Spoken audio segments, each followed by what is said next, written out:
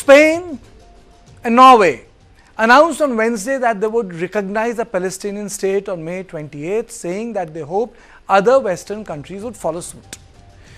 Norway's Prime Minister asserted that peace in the Middle East hinges on such recognition. Og anerkjennelse av Palestina en støtte til moderate krefter som på vikende front I en langvarig og grusom konflikt.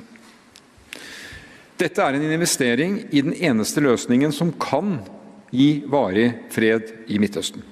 Og det en sterk oppfordring til andre land om å gjøre det samme som vi gjør I dag. Å anerkjenne Palestina og med det sørge for at prosessen mot en tostatsløsning omsider kan komme I gang igjen og få ny kraft. Midt I en krig med titusenvis av døde og skadde må vi holde liv I det eneste som kan gi et trygt hjem for både israelere og palestinere, to stater som kan leve I fred med hverandre, Israel og Palestina. Ireland and Spain are also poised to formalize the recognition of Palestine as a sovereign state. This move aligns with the stand of several European Union nations which advocate for a two-state solution is vital for regional stability. Today, Ireland, Norway and Spain are announcing that we recognise the state of Palestine. Each of us will now undertake whatever national steps are necessary to give effect to that decision. In the lead up to today's announcement, I've spoken with a number of other leaders and counterparts, and I'm confident that further countries will join us in taking this important step in the coming weeks. This is an historic and important day for Ireland and for Palestine. Taking our place on the world stage and being recognised by others as having the right to be there was a matter of the highest importance for the founders of our state. Although Norway is not an EU member, it often mirrors the bloc's action. Consequently, it's anticipated that various European countries will follow suit and recognize Palestinian statehood by end of May. Palestinian President Mahmoud Abbas' spokesperson also reacted to the news. The recognition today of three important European countries is very important for the sake of peace, for the sake of seeking a two-state solution according to the international law. And we hope that the other European countries will follow, because this is the only way to achieve peace and stability in the world. So far, the Israelis and the Americans are against these steps, but the whole world is with us. 144 countries voted for Palestine 2 weeks ago in the United Nations. The American veto is always there, supporting Israel, supporting the occupation, and we hope that this is the right moment to understand that if the world needs peace, they have to talk with the Palestinian leadership, they have to talk with the international, to respect the international law and the Security Council resolutions. After having reached a consensus between the two parties that make up the progressive coalition government and echoing the majority feeling of the Spanish people, next Tuesday, 28th of May, Spain will approve in its Council of Ministers the recognition of the State of Palestine. Concurrently, in response to the nations recognizing Palestine, Israel's foreign minister has called for the immediate recall of ambassadors from these nations. Israel's nationalist politician and national security minister Itamar Ben-Gvir said the European countries that announced that they will recognize the Palestinian state are giving a prize to murderers. The states that today recognized a Palestinian state are giving a prize to the Nakba force, that is Hamas's elite force, to the murderers and the abusers. And to them I say, we won't allow even a declaration of a Palestinian state. Not even a declaration of the establishment of such a state, God forbid. I say another thing. In order to annihilate Hamas, we need to go into Rafah all the way to uproot. We, in order to bring back our hostages, need to stop the fuel. We need to determine the humanitarian aid will be allowed only in return for humanitarian. And to control this place, the most important place. Now, let's take a look at the countries who are for and against the Palestinian statehood. Countries for the Palestinian statehood include Spain, Ireland, Belgium, Slovenia and Malta. Since 1998, 139 out of 193 UN member states have recognized Palestinian statehood.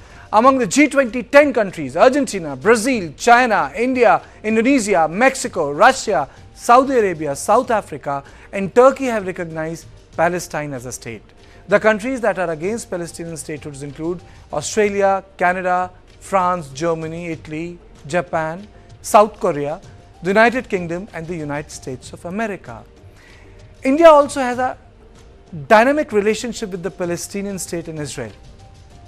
Since gaining independence, India has predominantly aligned itself with the Palestinian cause, motivated by a blend of anti-colonial solidarity with Arab nations and its dedication to the non-aligned movement plus ideology practiced at home by Gandhi and Nehru.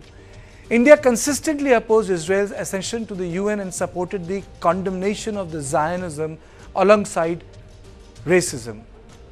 In the post-Cold War era, Delhi continued to uphold the neutral stand. In 1988, India became the first non-Arab state to officially recognize Palestine and subsequently established diplomatic ties with Israel in 1992, following consultations with the Palestinian Liberation Organization leader Yasser Arafat.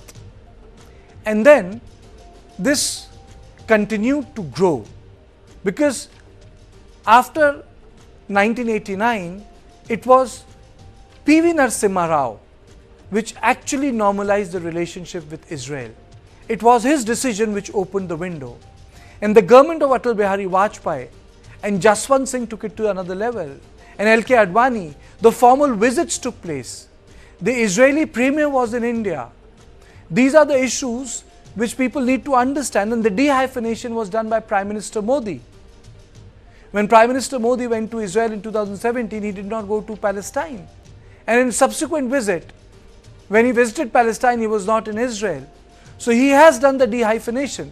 And it is very, very important that India and the people associated with India must acknowledge that it's an independent position. But right now we'll focus on what is happening.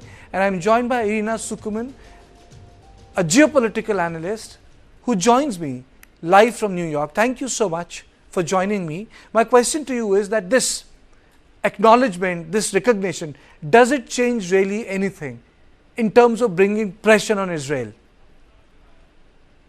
Well, thank you so much for this opportunity. I'm glad to be here as always. As you pointed out, this recognition is entirely symbolic. Back in the day when the United Nations voted for partition, a number of Arab states actually were against the creation of a Palestinian state. It's quite ironic that these days they're claiming that they won't recognize Israel unless a state of Palestine exists, considering that they were against such a structure to begin with, and considering that they've also did not support any of the proposed state plans that Israel has tried to work out with the Palestinians over the years. Now, as you've pointed out earlier, 139 states recognize some version of a Palestinian state. In addition of a few more does not really make a fundamental difference diplomatically, particularly because their recognition brings Palestinians no closer to independence and self-governance than their failure to do so. More importantly than this symbolic recognition, which, by the way, does not conflict with these diplomatic relations with Israel in general, a recognition of a new state, in theory, should have absolutely nothing to do with the recognition of a different state. In this case, however, the message is clearly not about supporting Palestinians. It's not about supporting some sort of an independent practical viability. It's certainly not about supporting a sovereignty. It's all about sending a political message to Israel, and I think that message is not being taken very well, to put it mildly. Why? Because Israel views it not just a reward for Hamas, but actually the ignoring of Israel's own sovereignty issues. After all, Israel and Palestinians have been engaged in a protracted territorial dispute, and it is not up to other countries to make recognition Madam. of states in a unilateral manner when the borders have not been settled. Madam, the most important issue is that if you analyze last 10 years, Israel was trying to normalize its own place in West Asia without acknowledging the issue of a separate homeland, separate state. So now with the terror attack and the war that has taken place in Gaza, which has consumed thousands of lives, do you think that the people in the West Europe acknowledges the fact that you need to have a political solution in context of Palestinian statehood for stability in Israel, Palestine and entire West Asia? It cannot bypass the demand of a state. I think this is a statement that even Israel would agree with. Unfortunately, what the European countries doing right now is something entirely different. Throughout the entire decade of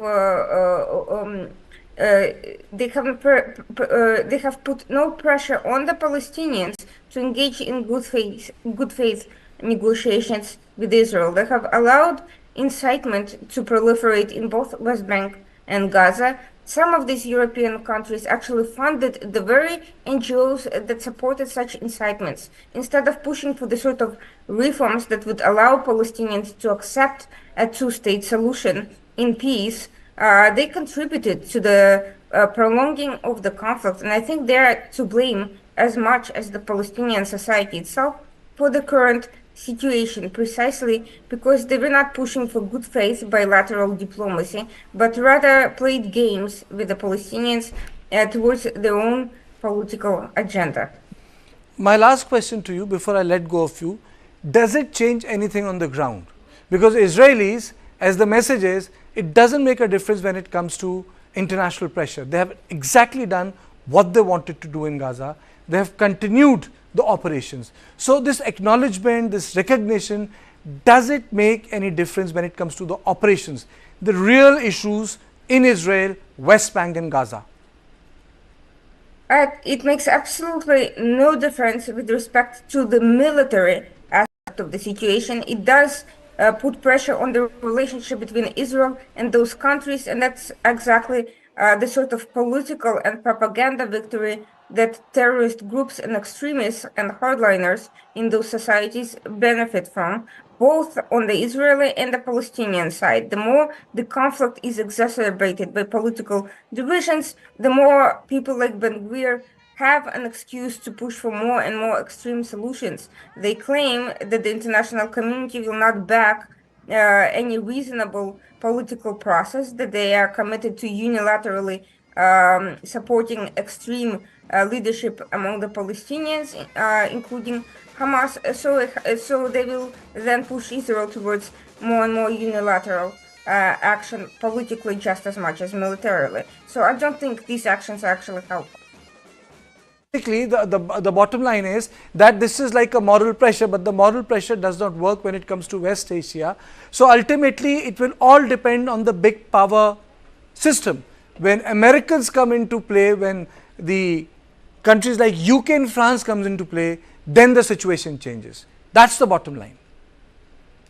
Indeed, and so far the positions have been clear. The US is a strong supporter of a two-state solution, but not in the current paradigm. There needs to be a leadership that is willing to engage and negotiate in good faith. Russia and China have backed Hamas quite openly, including after the terrorist attacks, which the US and Israel find unacceptable. And I think this sort of dynamic has also exacerbated the conflict when Palestinians feel, or rather I would say Palestinian leadership, not that the Palestinian people have any clear choice in their own society with authoritarian leadership. When they feel that they have backing from states like Russia and China, they're less inclined to compromise and seek a political solution. Thank you so much, madam, for joining me from New York on this story. This will reverberate in every part of the world because the war front or the Gaza war continues. It is one war which has consumed more lives actually than even the Ukrainian front. More civilians have died in the Gaza than the Ukrainian theater. So now it's time for On Point 3. And On Point 3 is from India. The Election Commission of India urges the BJP and Congress leaders to avoid divisive campaigning, emphasizing that India's social fabric should